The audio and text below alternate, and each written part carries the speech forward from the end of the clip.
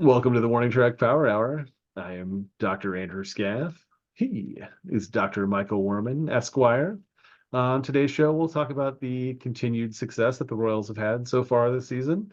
We'll get into a little bit more about the NHL and NBA playoffs and check in on our predictions so far also. But we'll kick off today's show in the National Football League. I guess earlier today, there's been a little bit of schedule leak. We now know that the Chiefs are going to be opening at home on Thursday night against the Baltimore Ravens, followed by another game at home against the Cincinnati Bengals. Mike, what do you think about the Chiefs' early season schedule? I I think both of the games are at home, so that's good for the Chiefs. I think having Baltimore first is a really tough first game, but I think but it's played on a Thursday, and then the next week is a regular Sunday uh contest against the Bengals, so there's a 10-day kind of rest period, preparation period that the Chiefs would have, which would be more than what the Bengals would have. So I think they have an advantage playing the Bengals. I think maybe you would want to play the Ravens later, but having them first is tough. But you get those two really tough games out of the way early as well. So no matter what happens, like if they turn out to be 2-0, that's a really big cushion to have, and then the rest of their season is not nearly as tough. Um, I think their schedule is kind of middle of the pack in terms of how well the teams played last year. I think their schedule, the actual schedule is going to be released before this airs, but after we're talking today, I think it's going to be released on Wednesday, the 15th of May. But I think the Chiefs' schedule overall is like their opponents are about 500. I think I saw somewhere was they have a 502 winning percentage last year, so it was kind of right in the middle of the pack.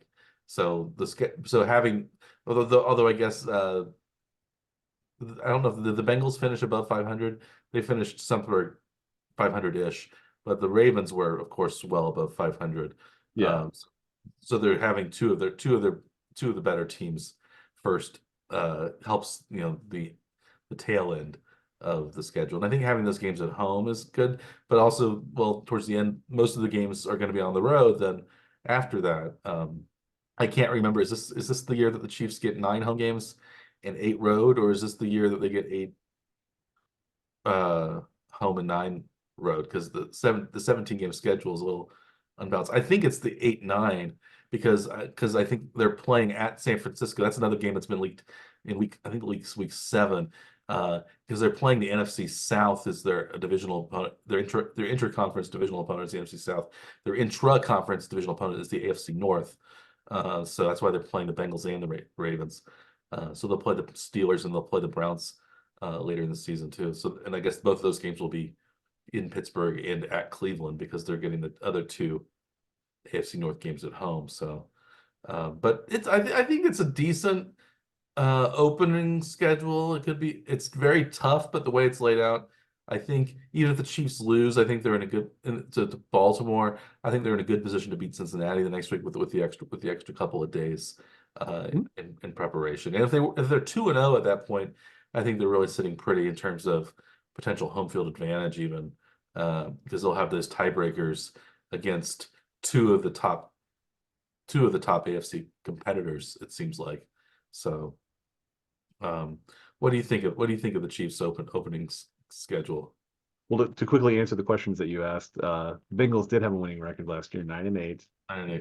This is the 8 home games, 9 road games for the Chiefs. So you were correct about that too. Yeah.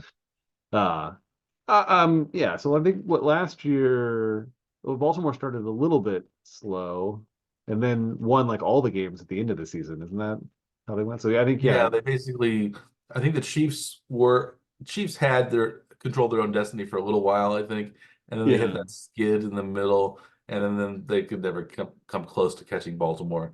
I think Baltimore, yeah, lost a couple games early and then kind of coasted the last maybe 10 weeks even. Maybe they lost one game in those last 10 weeks or so, but it was Yeah. they Or they may were have lost their last game of the season because they they did, yeah, they lost the last game to didn't Pittsburgh because they were start anybody. they were 2 games ahead of everybody, so Yeah. they didn't Yeah. they didn't play their starters. Yeah. So Baltimore follows last year's trend and struggles a bit early and then catches their stride. And that's exactly when you want to play them. Uh, Yeah, and Cincinnati, you don't know how they're gonna play, really. They had a rough year last year with Burrow being injured for really the whole season.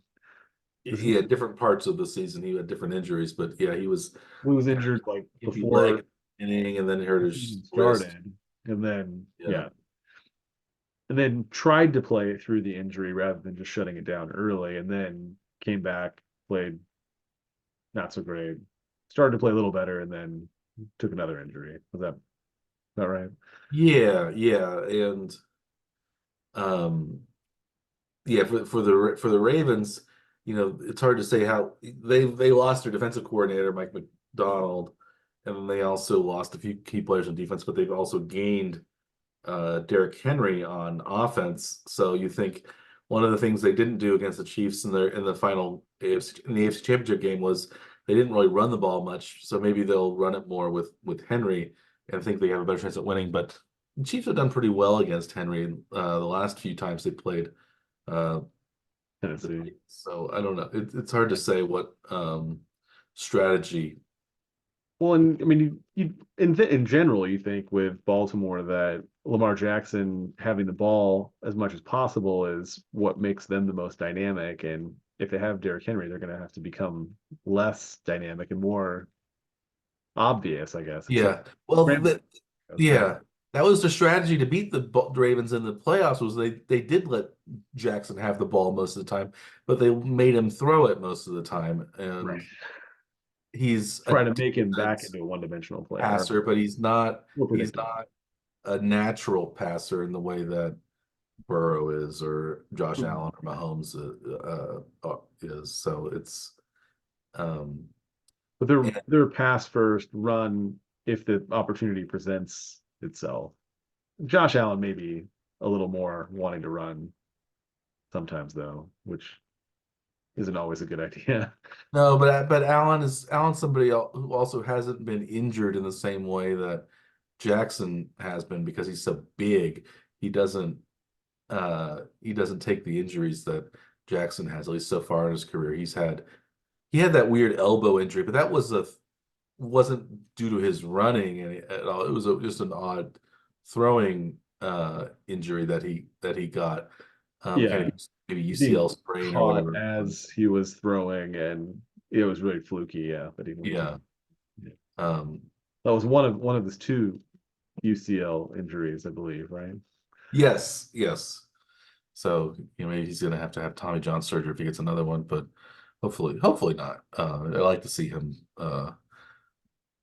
play. You don't want to see anybody really get hurt, No. uh, even if it helps the Chiefs. Like maybe this is Burrow is recovering from wrist surgery, and wrist injuries I think probably take a long time to recover, especially if you're a quarterback. I remember, or baseball players, it takes a long time to recover from wrist injuries because especially in hitting. I remember Alex Gordon had a wrist injury. It took him like a year to kind of get back to where he was. Um, Yeah, it's those so, timing things or make it yeah, more. just swinging the bat and he's having the strength, and so I think maybe that could be the case with Burrow. Any arm injury could, he might just be off with his speed on his throws, distance on his throws that he normally would have. So maybe seeing him earlier in the season would be a little better for the Chiefs than if later in the season, if assuming he stays healthy, later in the season, because he might be getting into more of a rhythm. And the Bengals have started slow, even when Burrow has played the last couple of years. They tend to start more slowly than these other than the Chiefs do, for example. Uh, Mm. the Chiefs are one of those teams that gets a lot of wins early, and then Well, uh, last year they dropped that first game yeah, against Detroit. So it's kind of nice to see the Chiefs not having like an up and coming team that's, trying to prove themselves at the national stage where this year, they're playing a team that's more of a rival, and you kind of Yeah. know what to expect from them. And I think the Chiefs rattled off 5 or 6 straight wins after the initial loss, though. So yeah, they were then it's in the middle of the season. That's when they started to struggle more. So um, I think partly it's the way the Chiefs play the preseason because they play the preseason a little bit more intensely than a lot of teams do. So those early games, I think the Chiefs have advantages. Um, I think I saw somewhere that the Chiefs average about on opening day turn in the Mahomes era, they've averaged about 35 points a game on opening day. And I think the Ravens have averaged almost the same number of points per game on opening day with Lamar Jackson. So that first game of the season, I guess both of them tend to play uh, pretty well. So it could be a high scoring, it could be a much higher scoring game than what the AFC Championship game was, which was just 17 to 10. you're already throwing the big bet down on the over for opening day there. Yeah, I might. I'll see what it is. The Chiefs, I think, are favored by 3 right now. I don't know what the over/under is on the Chiefs Ravens. I If have it's not looked yet. if it's in the 40s, I'd probably just go over. Um, if it's especially low to mid 40s, I'd go over. Early line is 46 and a half. Yeah, that's pretty good, but I think I'd go over. You're taking the over Yeah. big. Yeah. Well, 27, even like a 27-24 game would be over. So I think that's not expecting too much. And I think the Chiefs, even though it was 17 to 10, the Chiefs could have easily scored a touchdown or a field goal at the end of the game, but they decided not to because they just wanted to milk the clock. So it's one of those things where I think the low scoring, like this idea that Baltimore held the Chiefs scoreless at the for much of the game, but the Chiefs didn't want to score when they could have scored, and that seems to happen a lot with the Chiefs. They like to um, kind of have the ball at the end of the game is more important than winning by more points. Uh, and sometimes I think that comes back to bite the Chiefs, but We named this last year officially, did we not? the Andy Reid gentlemanly home stretch, Oh, right? shit. The ARG. Starting with the starting with the we're gentlemanly. Yes. Yeah. Well, we did mention Detroit briefly. It seemed like there was some new Detroit news. New contract, is that right? Yeah, giant contract for Jared Goff, the number 1 pick in the 2016 draft, the year before Chiefs picked Patrick Mahomes at number 10. Goff, of course, got traded from the Rams, who picked him number 1 overall, to the Detroit Lions, who traded Matthew Stafford to the Rams. And Stafford has won Super Bowl with the Rams. But it seems like now people probably think the team that's in better shape is the Lions, and maybe even the better quarterback right now between Stafford and Goff is Jared Goff. I don't know if I really think that or not, but uh, Goff had a pretty good season last year. But yeah, I think it was a 4-year deal for $212 million, something like that. So Okay. 53 million a year. Um, do you think would you pay Jared Goff $53 million a year for the foreseeable future to be your quarterback? I I wouldn't, I guess, personally, but If I you were mean the it seems Lions? like it makes sense for the Lions to sort of reward players who have maybe propelled them into like a legitimacy era that they really haven't had kind of ever. So I kind of see like why they would pay someone, but I think did they not draft a quarterback just a Yeah, they year ago? drafted Hendon Hooker last year, who kind of sat out as a redshirt. Um, who With was his second injury round pick. though too, wasn't it? Wasn't he planning on being out for the year? Yeah, he was kind of planning on being out, but I'm Yeah, sure they thought maybe he would be in line to start, if not this year, next year. But that seems to have been probably the following year. I would assume, but he was or on maybe the like old being side. starting to make the transition towards 2 years from now, basically. Not I mean not this upcoming season or the maybe starting to play the following year at some point. I think Hooker was on the old side, a little bit like Michael Penix on the old side of being drafted this. So I think he's already like 25 now. So he's Um, you don't want to hold him too long, but maybe this is the thing. Well, he's still, I think he turns 30 in the middle of this season, this upcoming season. So he's still, when it comes to quarterbacks, kind of in his prime. Still, Yeah. I've never been a really big Jared Goff fan. I guess technically he is. I think some people will say, well, he's undefeated against Patrick Mahomes because the Lions won that fluky game Yeah. in uh, Arrowhead in opening, the one that basically the Kadarius Toney and Sky Moore gave away through their horrible receivership work. Yeah. And Goff did win that game that the Rams played against the Chiefs, that 54-51 shootout. So he's 2-0 against Mahomes. So people, a lot of people think, oh, that means that he's one of these premier quarterbacks because he has these two victories against the Chiefs. Uh, but like Joe Burrow, he's got a winning record against Mahomes too. Right. So there's, but I don't think those are. I don't buy those stats very much, but So do you uh, see that as kind of the same sort of parallel to like the Roger Federer, Rafa Nadal, uh, where there were multiple like like long-term champions all at the same time? Is that you think that's where we are with the NFL with Mahomes and Burrow and Goff, those types too? Is the same? no, well, Like no one won't really know who the best is. We'll just say they all beat each other in some, well, way. well, Mahomes is winning all the championships, and Burrow has not gotten one. Burrow and Goff have each gotten the Super Bowls, but they both lost Super Bowls. And Mahomes has gotten to four Super Bowls and won three of them. So I don't think there's that to it, but like yeah, there's not like the Djokovic, Federer, Nadal world because they were the three that were winning everything. Yeah.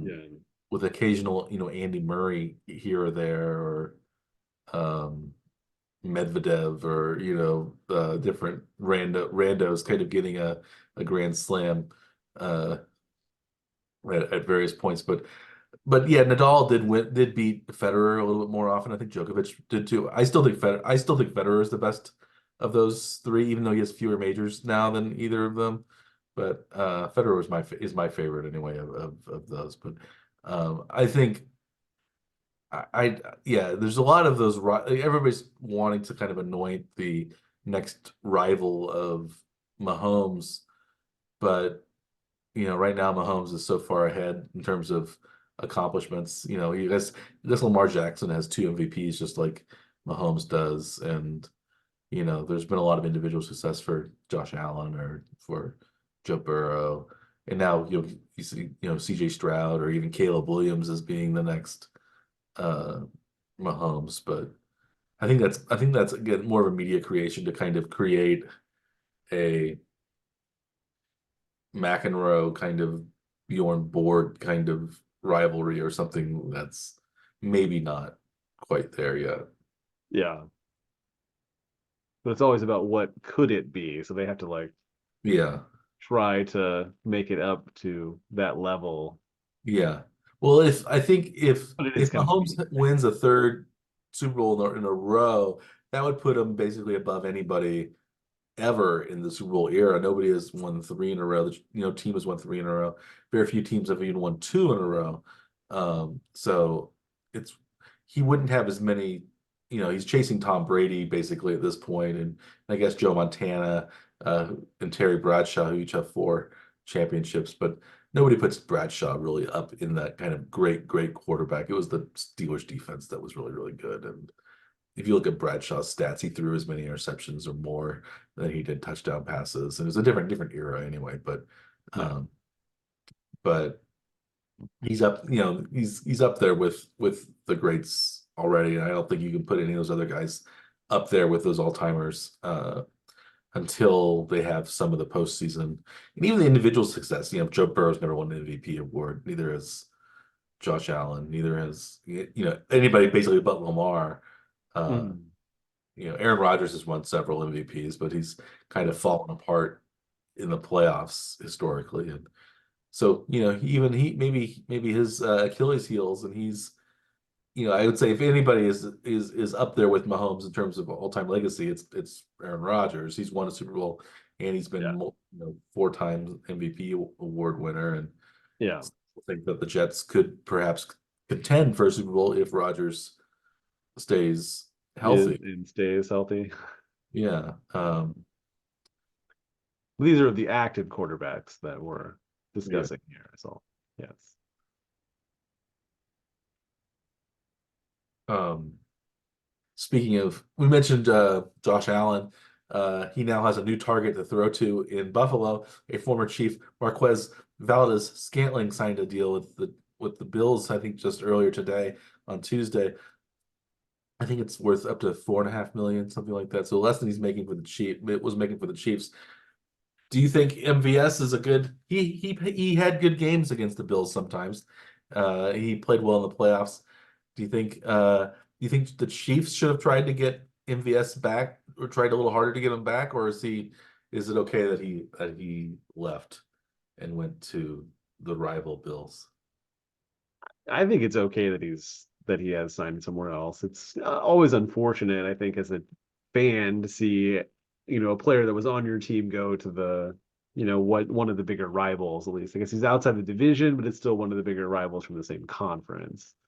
I'm not too worried about his like impact against the Chiefs, I think, for the Bills, but there'll be something that one of those good storylines at least in the Bills Chiefs matchup.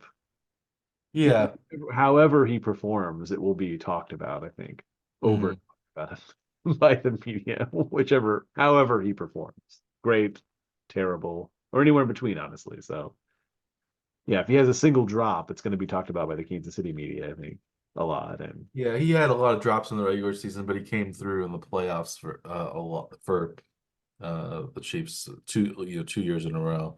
So he will always be a, I don't know, maybe he never lived up to expectations in Kansas City, but he had some really good playoff runs, and that's what he'll be remembered fondly for sure. for that. But I think it's good that I think the Chiefs need some new blood in the receiving room, and they got Marquise Oh yeah. Hollywood Brown, and they also got Xavier Worthy, and maybe they'll pick up another guy, another veteran, whether it's Michael Thomas, who was one of the best in the league a few years ago until he's injured, he's had these injuries piling up, or the other Hunter Renfro, the non-Royals Hunter Renfro, or um, I guess there was the Zay. They were talking to Zay Jones, released by the Jaguars, who just got signed though by the Chargers. So Hmm. um, so there's not him, but there's still some veterans out there that they could pick up if they wanted. They could also bring back Mecole Hardman if they wanted, but the Super Bowl hero, and who also started with the Jets last year, but then got traded back to the Chiefs in the middle of the season. But I think the Chiefs receiving core, they still have. I think Sky Moore is. I don't know if he's going to make that jump in his third year or not. He seems like, but got to think maybe Kadarius Toney. Uh, mm, he was. I still have some hope that Kadarius Toney will be a strong receiver for the Chiefs. Maybe that's misguided, but Uh, yeah, I he don't. had electric stuff when he's on. Yeah, And he does seem like he makes a few mistakes here and there that have been really amplified by yeah, the outcome of those mistakes. yeah. You kind of want that third wide receiver, especially because Rashee Rice may miss much of the season with potential NFL suspension because of his off the field incidents this summer or this spring. So maybe maybe you want to bring in somebody else and just kick the tires on Yeah. a veteran. But But I, you may have said that like Valdez Scaling could have fit in nicely in Kansas City as like a third receiver. mhm. But, he probably doesn't see himself as a third option. He wants to be one or two, and it didn't work out very well for the most part of the season when he was the one. But when Rice Yeah. kind of took over the number one. Then he played better, really, right? Mhm. Is that how you describe it? Yeah, Well, they thought I think Tony was going to be the number one coming in, but then he got hurt and had that horrible game against the Lions, and had some bad games as well other times yeah, as the season went on. Big mistakes. Um, he thought that Sky Moore might develop. He never quite did. He never quite gets on the same page as Mahomes. It's a Mhm. certain it's there's a certain type of receiver that Mahomes plays well with because I think because he goes off script so much and I Yeah, think the way the offense is drawn up, Reed wants the players to go off script a lot, and that's why Travis Kelce is so good and yeah, why because he knows where to find. He probably runs the what the the expected route maybe 50% of the time on a high end, I would say. Uh, maybe. he's yeah, it's very improvisational. And yeah, That just as long as Mahomes has a good idea as to what he thinks Kelsey's going to do, rather than what he's maybe supposed to do on paper. But yeah, yeah, it's that connection between the two. So hopefully, as a Chiefs fan, Mahomes is making these kinds of connections with these other and Rice seemed to have receivers. that connection as the season went on last year. So Yeah, more so more for I think even MVS never quite caught on like that mhm, either. He was fast enough to get some big plays down the field. It seemed like even like so this is why like Justin Watson I think played well for the Chiefs. I think he must have some sort of connection um, with Mahomes, even though I think neither of us think that the Chiefs offense is going to be great if Justin Watson's the second receiving option. that's not how I would draw up a successful season. Yeah. Yeah. Anyway, if we're putting expectations out there. Yeah, it seemed like when Juju Smith-Schuster came in a couple years ago, he seemed to be able to read that really well with Mhm. Mahomes. So maybe, and usually the veteran, it usually takes more than just 1 year to kind of click with Mahomes, or maybe click with Reed's offense. Yeah, So you don't necessarily expect a ton out of like Xavier Worthy or even maybe Hollywood Brown in 1 year, but not necessarily in week one anyway. Hopefully by weeks 9 through 17 kind of yeah. thing. Yeah, making those connections, if not you know fully fleshing out those connections. Yeah. Uh, shall we move on to since we were still just talking about theoreticals for the upcoming NFL season, which doesn't start for another 4 months about, should we move on to the playoff races or the playoff series in both the NHL and the NBA, where we're in the conference semifinals in both leagues. Um, do you want to lead off with basketball, or do you want to talk about hockey first? uh, we've So, been more successful in basketball. Maybe we should hold that one back and do that one last. yeah, we can talk a little about hockey. Our picks. We've each lost one of our hockey um, picks in the playoffs. I my pick of the Maple Leafs to advance out of the Eastern Conference went by the wayside in round one. Your Las Vegas Knights also lost in a game seven in round one. So in the West, so we're each dealing with one team that's still in it. My team is the Edmonton Oilers, they were at least tonight up by a goal in their series. Um, They're yeah, they're well, Edmonton's down a game, but they're up a goal in game four, yes, trying to against the level the Canucks. series. They're Yeah, in good shape to level the series, at least anyway, at 2 piece. yeah.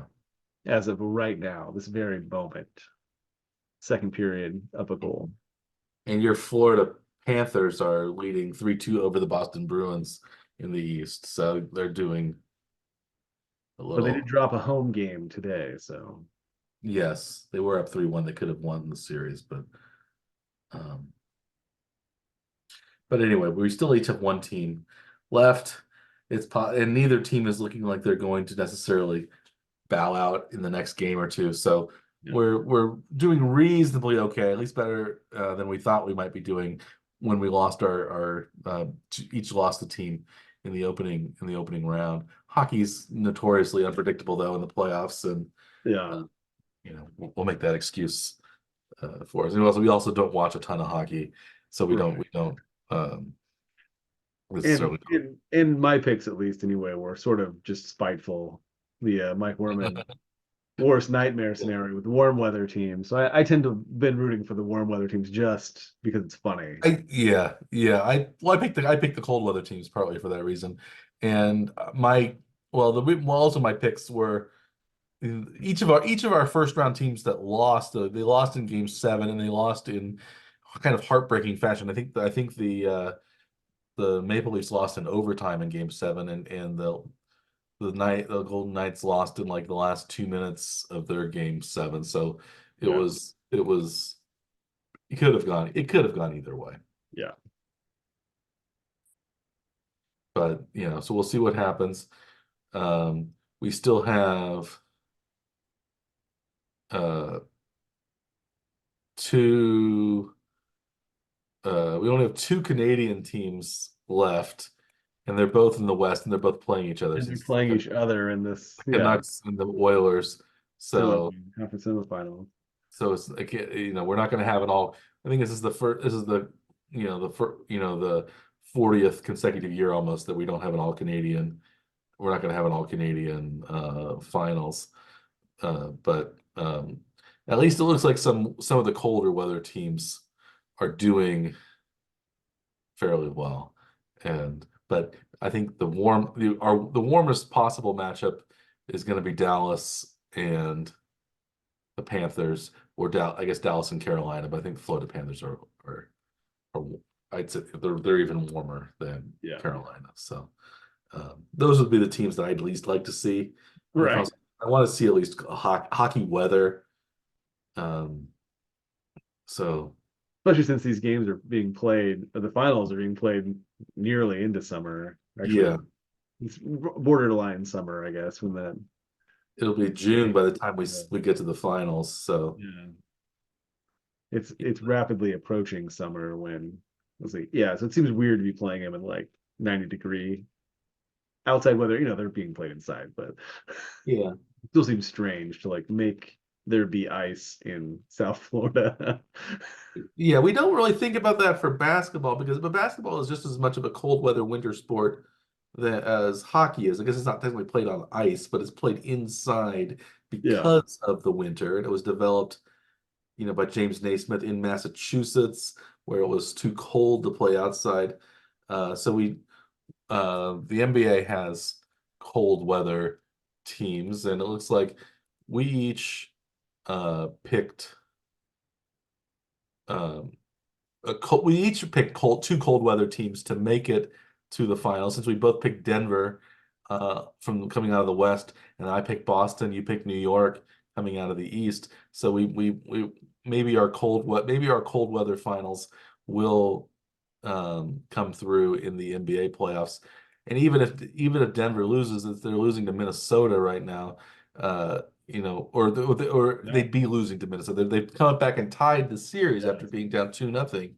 Um, Because so our last Nuggets, week when we had this episode, we were talking about how much we thought that they were basically done and maybe not going to even fight in the series, and now they've won two road games, and now the series is even. Are you more confident now that Denver is going to win the series, or do you think they're still going to drop this one? well, they're playing right now. It's a very close game in the second period, the second quarter. They're down 30-29 at the beginning of the second quarter. So let's say it's gonna be a very high scoring game since they Yeah. um so but I'm confident that Denver will pull it out. Not confident, but I think it's more likely than not. At least it's going to come down to tonight's game. If they win tonight, I think they've got a really good shot in those Yeah. in game. in 7 game series, They the will have winners been of the first team five, to won a home game though too, so that yeah, doesn't surprise the anyone. winners of game five is all. It's a very pivotal game. It's tough to if you're up 3-2, you're much more likely to win the series than if you're down 3-2, because you have to win two in a row rather than just winning one of the next two. So um, I'm looking forward to that. But yeah, it seems like the warmest weather cities that are left in basketball are the Thunder and the Mavericks, Oklahoma City and Dallas, and at least they those aren't they are, it's not Phoenix, it's not Miami, it's not Los Angeles, it's you know so there's a Yeah. little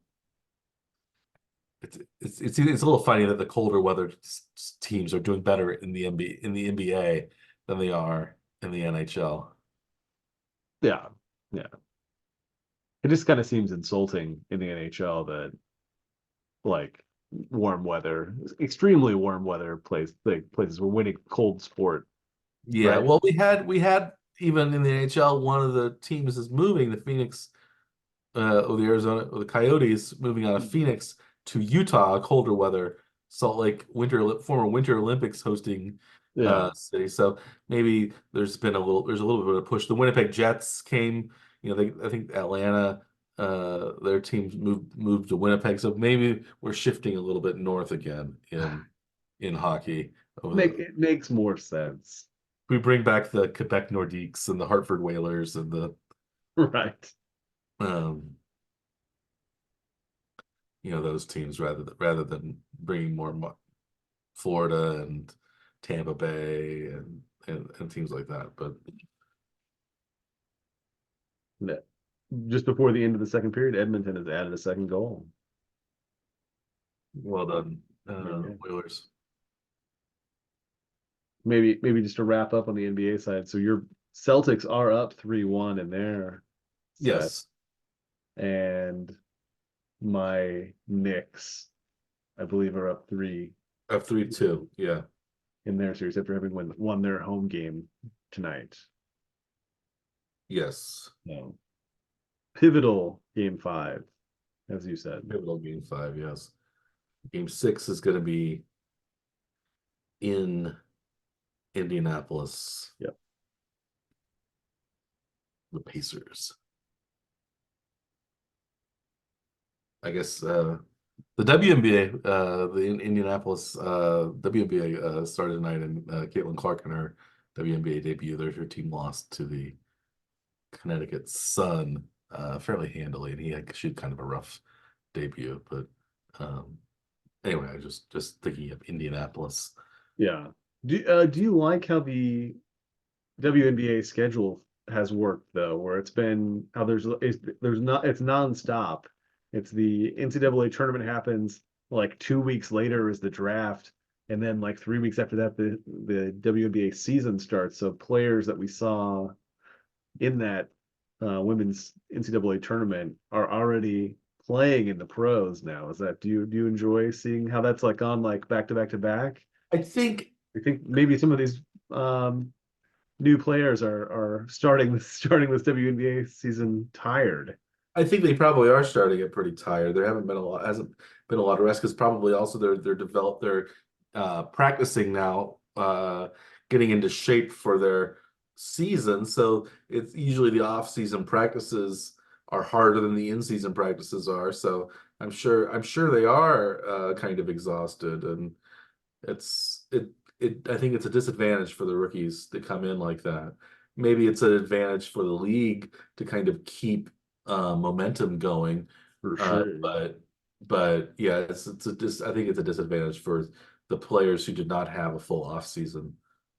Although some of the WNBA players they play overseas as well. This is their Mhm. other league, so it's True. But yeah, the schedule of it has really made it so like we haven't had a chance as sports fans to have forgotten that these things happened and and how exciting it was to watch like the tournament and everything. Yeah, it would be like if the men's The next teams, phase already. That's pretty cool. like if the men's tournament ends at the same time, and then they had the draft already, and now the men's draft picks are like being put into the playoffs, playing for uh these teams. That's kind of I guess that would make more sense because it's probably those players are probably kind of equally as exhausted at this point in the season. Yeah.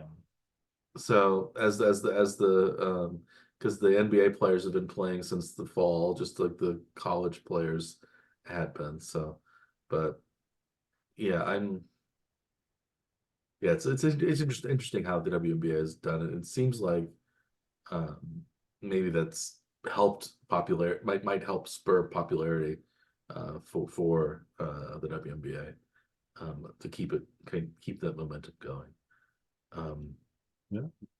Speaking of keeping the momentum going, the Royals are continuing their solid start. They played, we played 1/4 of the season basically, and the Royals are currently 25-18 as we speak. They're playing against Seattle right now. I think they're down 1-0 in this game against uh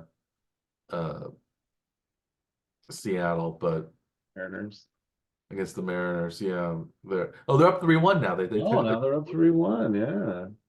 so maybe they'll move up to 25 26. Velasquez hit a 3-run homer. Well, Velasquez and like many of the outfielders had been playing terribly. Uh, yeah, at least on the base, at least at least hitting. The fielding has been pretty good. For example, MJ Melendez has turned into a great defender in the outfield, the second coming of Alex Gordon, basically in the outfield. He was one of the worst, and now he's one of the best left fielders defensively in the league. But his hitting has not come along, and none of the outfielders have really hit terribly well. It's been a kind Wow. of mostly of Bobby Witt, Salvador Perez, a little bit of Pasquantino and Massey, and um, uh, kind of hitting was leading the charge in hitting, but yeah, Yeah, Sal's been pretty consistent, and then it's sort of rotated through whichever other player has like shared the burden.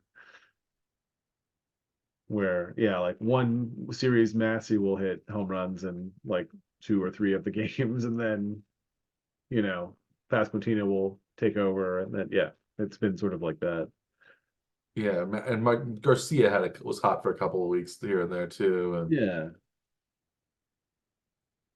Now I know you must have seen that article about Melendez and his fielding, but he still misread a play a day ago that was really bad. That like oh, viral. So I don't know. Apparently, yes, it's about like his first step and how quickly he's mhm. making his first move towards the ball has improved apparently enormously in the last season. This is one of those things that like we didn't need to watch this happen at the major league level. They could have sent him to AAA to work on this, so he could have made some of these mistakes without us seeing every one of them because that made it horrible to watch, especially when Yeah, he's struggling with the bat while trying to make this big transition. So it was made for a very ugly season. yeah, But yeah. So this has been a lot better in the field. His hitting has been pretty ugly so far. mhm. He was off to a good start at the very beginning of the year, Yeah. but he's been in a pretty bad He kind of slump. basically single-handedly won, I think, 3 games in Chicago. Yeah, that first series against Yeah. the White Sox. But yeah, the Royals are, I think, also now they're. I looked at the FanGraphs predictions. Predicted to be 83-79 on the season, so much higher than uh, the original projections had Yeah. been. Well, Um, so still projected as a sub 500 team for the remainder of the season, but even they've now banked enough being wins to stay ahead. seven, Yeah, 8 games over 500 right now. So I mean, that should be a realistic expectation, but now the potential is there for all of us as fans to.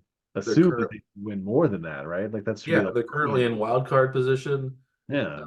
For they're challenging for the division. I think they're 1.5 games out of the division lead right now. They were only a half game behind Cleveland before they lost to Seattle last night. So Mhm. it's been they've been really good this year, surprisingly so. And a lot of it's been the pitching. Starting pitching has been really great. The bullpen has been serviceable. It's lost a few games here and there, but it hasn't been bad. But yeah, it seems like the one weak link has been the outfield bats have been very poor, and that's led to a lot of inconsistent run scoring performances. And so the Royals sometimes they can put up 10 runs in a game, but then they'll go 3 or 4 games without scoring maybe more than 2 runs um, a game. So Yeah. that's a little frustrating. But Some of that is, yeah, outfield players who some of them are maybe shouldn't be in the lineup, especially against left-handed pitchers. But these are like light hitting right-handed hitters that matchup wise probably should be playing better against lefties, but have not been. I don't know how long we have to keep going through watching some of these players struggle. yeah, Just give, an occasional left-handed hitter a chance against a left-handed pitcher because you know, it seems like we need to mix a few things up in scenarios where they're dropping games unnecessarily.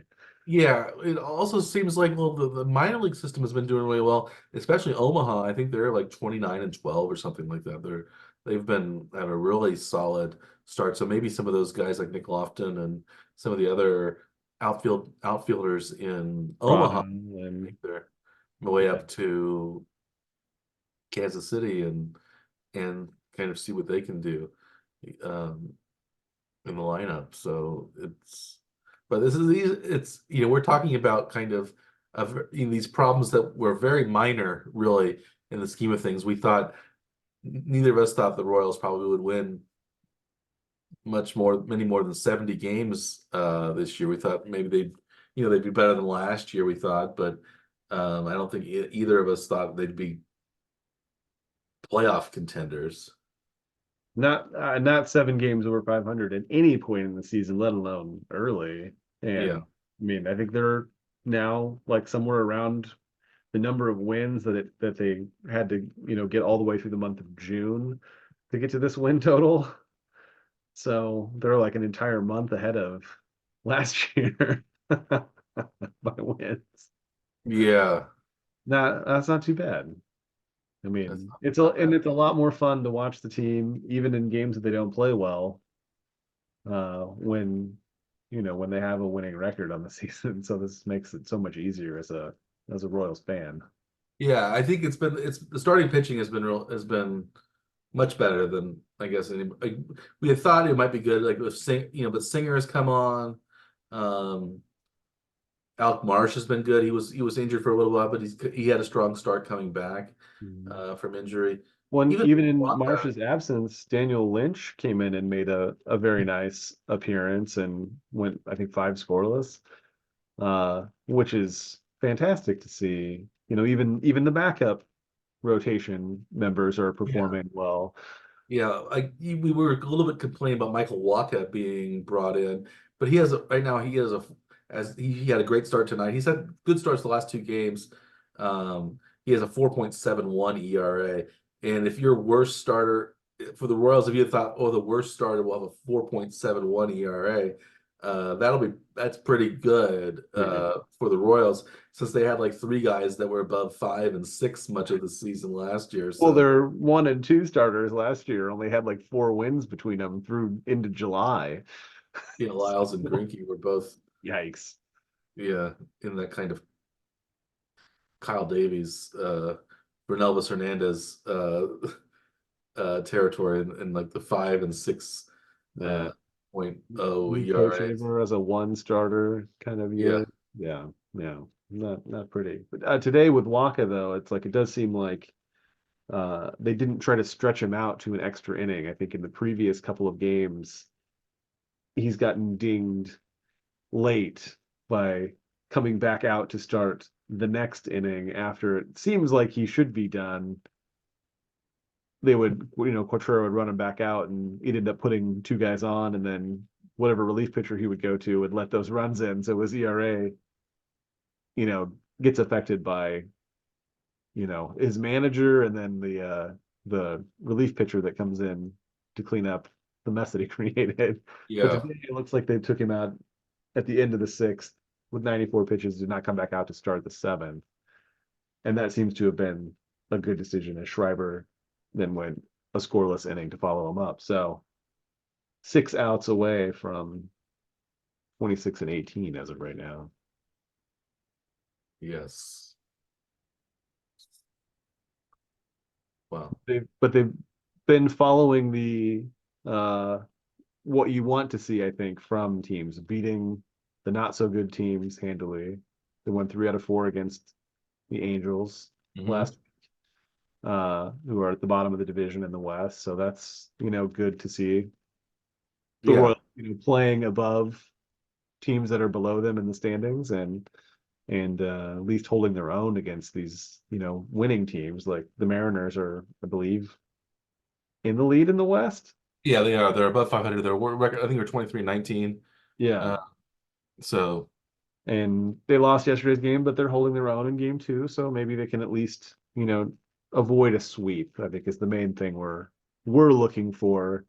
If we want to see the Royals stay in this contending position, is holding yeah, their own against the good teams and winning more than half the games against the bad teams. So yeah, and the Royals pitching has been so good. Like they're allowing the fewest runs, per game of any team in the American League. hmm. Seth Lugo has the most wins, the most quality starts, the most the best ERA of any pitcher in the American League. So like they've had some really strong starting pitching this year, and as we've said, the bullpen has lost a few games here and there, but it hasn't been terrible. And they are allowing, the run differential is really solid. Lots of times it seems like when the Royals are playing well, it's kind of fluky, the run differential, because like they're usually winning these little eking out some close victories and then getting blown out.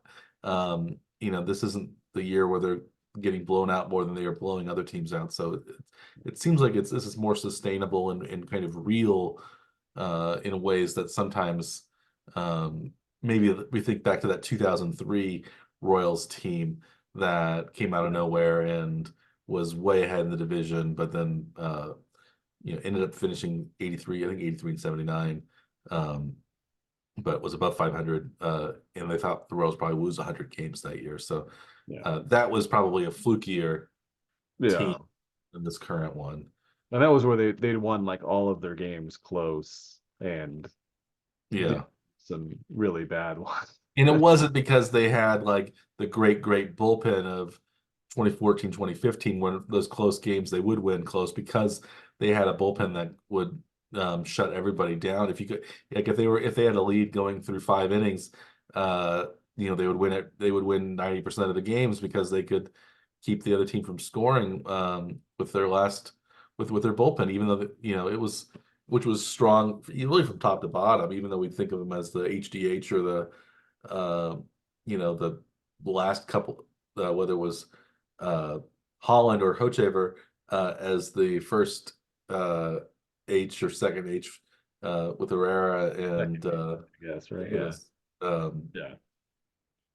it was all, the Royals were, stronger, more, they had Jason Frazier, they had a lot of really good, Brandon Finnegan came in for a while, it was really strong. Like they had a lot of Yep. really uh, good bullpen pitchers back. Duffy was sometimes coming out of the bullpen at that time, Yeah. uh, as well. So it was Anytime you can have a roster with multiple Tim close. Collins. Yeah, Yeah. yeah. Collins, man, I'd forgotten about it. The little guy. Yeah, Yeah. Yeah. yeah.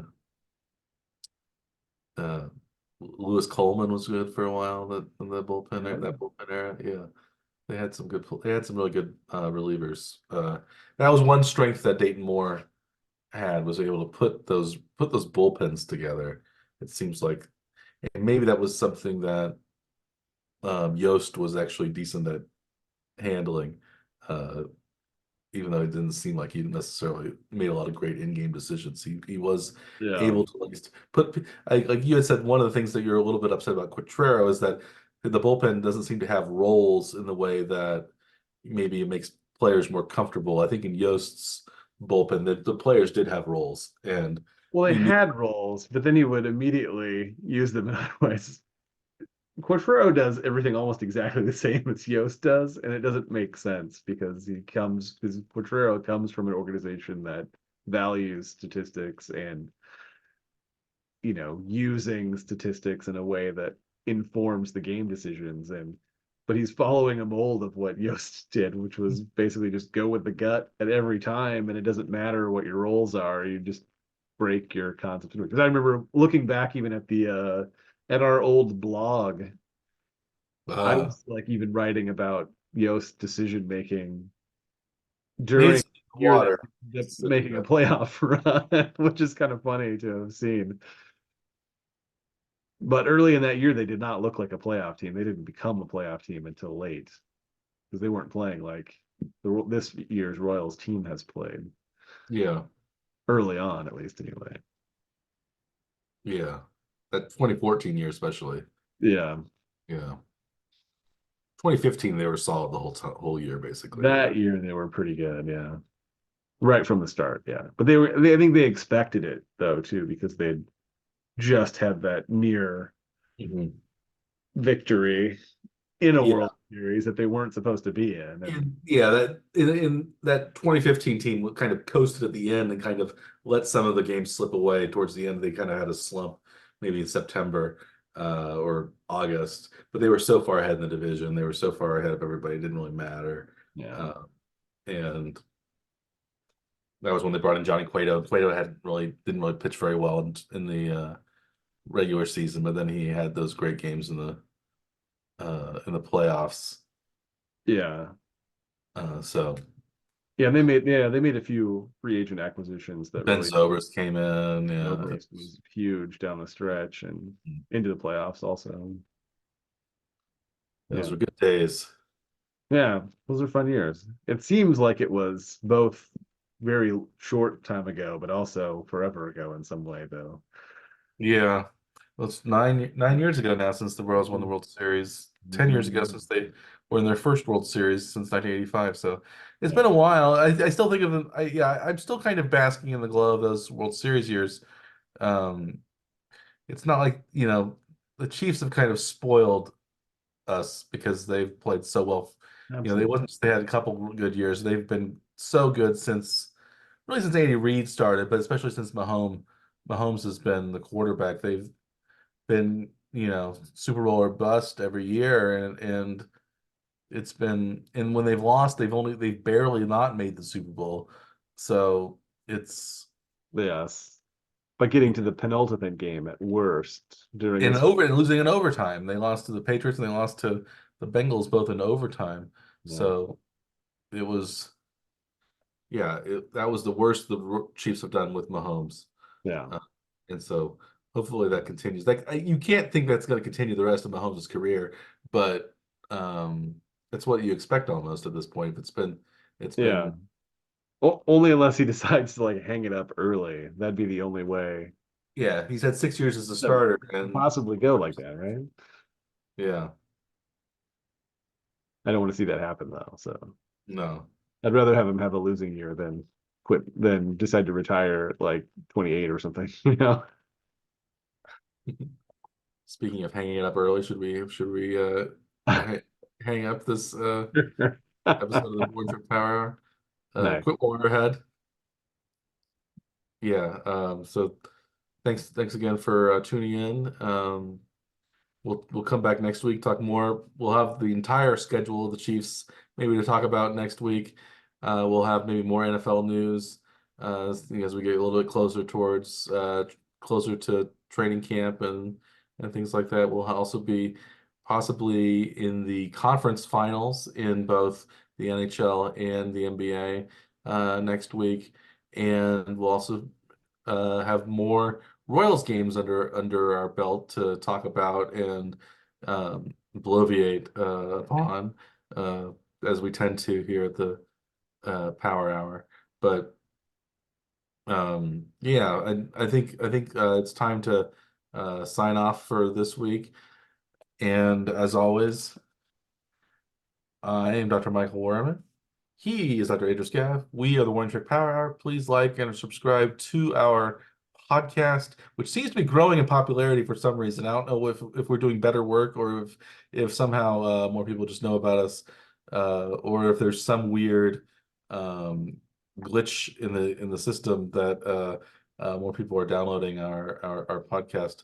But please like or subscribe to our podcast. It's available on any podcast delivery service that you might want to try. Basically, we also have a YouTube channel that's easy to access, and you get to see our handsome faces as well. Our faces made for podcasting, but you can see us in all of our splendor if you watch the YouTube channel. But um, anyway, we thank you for your patronage. We hopefully your teams do well this weekend and this week. Maybe we'll also have a Preakness preview next week, because the Preakness is coming up in a couple of weeks. Even since we've become, I don't know if I'll bet on the Preakness unless Anna Marie is in it again. I don't think he probably is. I'm looking it up right now. You don't think Honor Marie will be in the field? Probably not, since he only got 8th place in the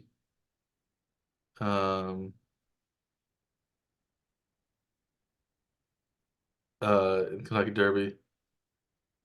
Let's see, do we have horses that are Mystic Dan's going to be in it? Yeah. One Show. Muth is 8-5 favorite. He's the current favorite in the Preakness.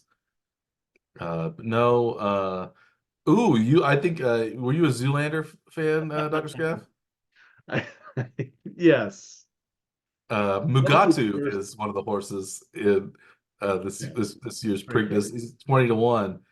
Uh, There's also a Just Steel. It's not Blue Steel, but Just Steel. Tuscan Gold, Catching Freedom,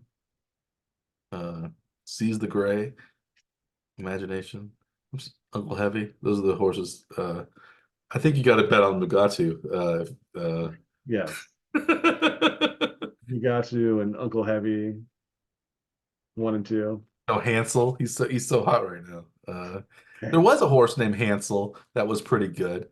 I remember Hansel. Hansel. He he won. Yeah, he won the final 2 legs of the U.S. Triple Crown in 1991. So he won the Preakness and the Belmont in 1991. Hansel.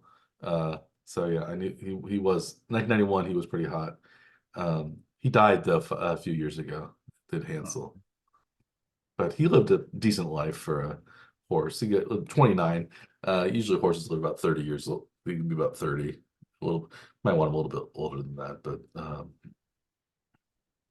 but yeah, he won the last 2 races. Did Hansel. Hansel.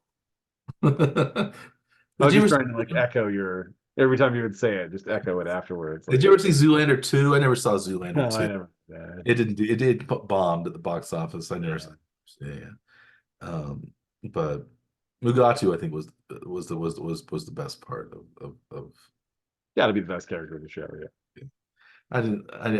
Yeah, I'm not a huge Ben Stiller fan. I think he's in some funny things, but I don't think he plays a good kind of neurotic kind of jerk. That's kind of what he can do well. I don't think he does as well in the comedic stuff. I don't think he was very funny as Zoolander himself. Yeah. Well, so the first half of Zoolander is like a perfect movie because it's the downfall of the Ben Stiller character. Yes. And then the last half, I don't need to watch the last half. Just the first half of it is fantastic. That Yeah. the bottoming out of the character I don't really like, but the movie was funny. Though. It was a good movie.